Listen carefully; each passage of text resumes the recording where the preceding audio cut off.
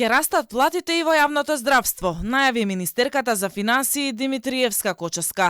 Таа вели дека додека се крои државната каса за 2025 година, ке се преговара со засегнатите страни во здравството да се обезбедат пари за медицинско-техничкиот персонал.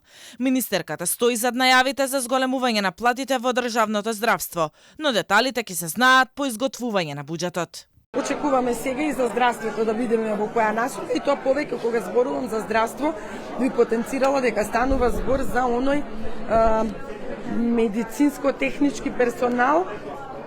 Докторите ги исклучувам во оваа ситуација на страна, зашто тие во минатото има повеќе покачувања, не велам дека нели можеби нема да бидат опфатени, но фокусот ни е повеќе на техничките служби, медицинските сестри. И тоа е следна точка на која што се работи, кога би се можело да се очекува веќе кога ги споменавте. Не можам да зборувам, не можам да зборувам ништо однапред, значи сега ги разгледуваме бројките, гледаме еве, ако продолжиме ние со ваква наплата на приходите, можеме навистина за многу различни работи да разговараме во иднина и за поголеми покачувања. Повисоки плати ќе добијат и наставниците во основно и средно образование. Тие веќе идниот месец ќе ја земат октомвриската плата, поголема за 5%. Нова е само почеток, велат од владата. Ново покачување во образованието е предвидено и во март следната година, а платите ќе растат секоја следна година.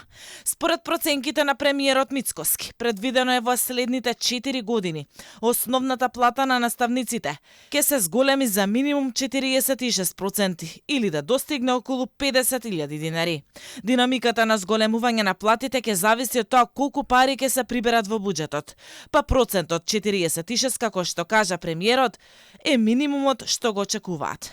Парите, како што кажа тој, се обезбедени со домакинско работење и големена наплата на давачките во буџетот. Синдикатите го поздравија овој чекор, велат дека е напредок во социјалниот диалог. Очекуваат до февруари да се потпише и колективниот договор.